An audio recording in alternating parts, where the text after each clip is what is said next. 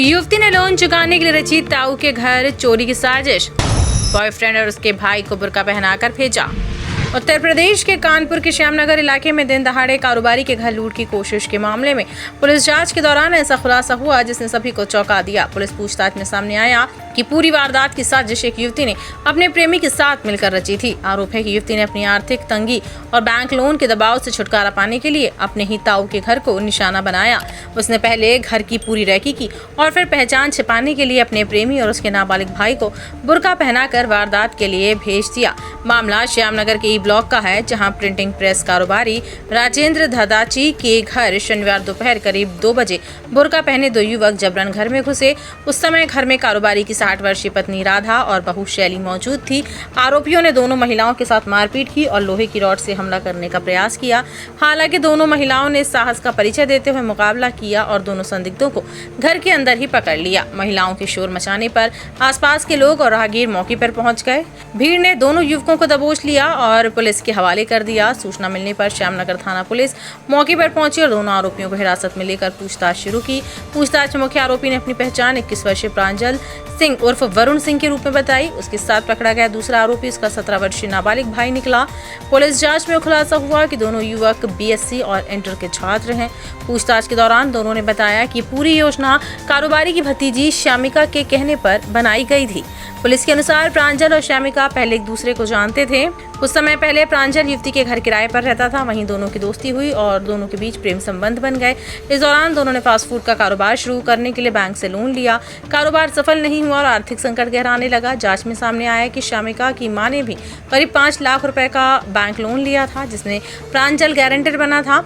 किस्तें समय पर जमा न होने के कारण डिफॉल्टर होने का खतरा भी बढ़ गया। आरोप है किसी परेशानी से निकलने के लिए युवती ने अपने प्रेमी को ताऊ के घर लूट की योजना बनाने के लिए तैयार किया। पुलिस अधिकारी ने बताया कि पूछताछ और साक्ष्यों के आधार पर कार्यवाही की गई है। मुख्य आरोपी प्रांजल और युवती को न्यायालय में पेश करने के बाद जेल भेज दिया गया है, जबकि नाबालिग आरोपी को बाल संप्रेषण गृह भेजा गया है। पुलिस का कहना है कि मामले में एफआईआर के आधार पर सभी पहलुओं की जाँच जारी है और युवती की भूमिका से जुड़े अन्य तथ्यों की भी पड़ताल की जा रही है।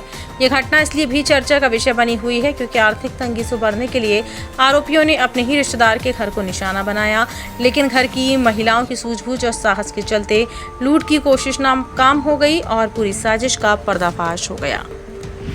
मैं बच्चों को स्कूल से लेके आया तो देखा मैंने घर के बाहर करीब 50-60 आदमी खड़ा हुआ है। तो वो मैंने लगा कि हो सकता है किसी की गाड़ी भूल गई होगी, लेकिन बाद में जब मैंने अपनी वाइफ को और अपनी माताजी को देखा रोता भी लगता, तब मुझे घटना का संज्ञान हुआ था। तब तक लेकिन घटना हो चुकी थी।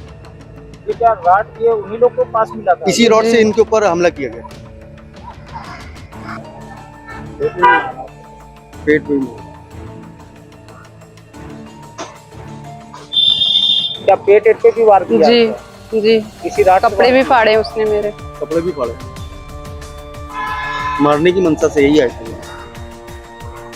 तो क्या कुछ लूट के इरादे से? जी उनके पास कटर था उनके पास में और झोला था काफी बड़ा, जिसमें कि हमारे घर में नकदी और ज्वेलरी रहती है, जिससे कि उसमें डाल के ले जा सकते। तो क्या कुछ ले जा पाए या नहीं? कुछ नहीं ले जा पाए क्योंकि शोर मचा दिया था इसने और पहले बाहर आ गई है, फिर पब्लिक इकट्ठा हो गई तो वो दहशत में आ गए वो लोग। 1:15 बजे 1 से 1:15 क्योंकि 1:30 बजे बच्चों की छुट्टी होती तो 2 बजे मैं घर पहुंचा। 2026 को थाना क्षेत्र चकेरी स्थित श्यामनगर एक मकान में चोरी करने के इरादे से घुसे 2 व्यक्तियों को घर की महिलाओं के द्वारा आवाज़ और हल्ला मचाने पर घर से भागे, जिसके पास से लोहे की रॉड, कटर मशीन, कपड़े आदि बरामद हुए थे। उक्त घटना के क्रम में अधिक जानकारी करने पर प्राप्त हुआ तो उक्त दोनों आरोपियों का परिवार की ही एक महिला के साथ मित्रता थी। मित्रता के क्रम में ही ये घटनाक्रम बुना गया था, जिसमें पुलिस के द्वारा उक्त दोनों आरोपियों के साथ साथ महिला को भी माननीय न्यायिक अभिरक्षा में भेजा गया है। आगे की विधिक कार्रवाई की जा रही है।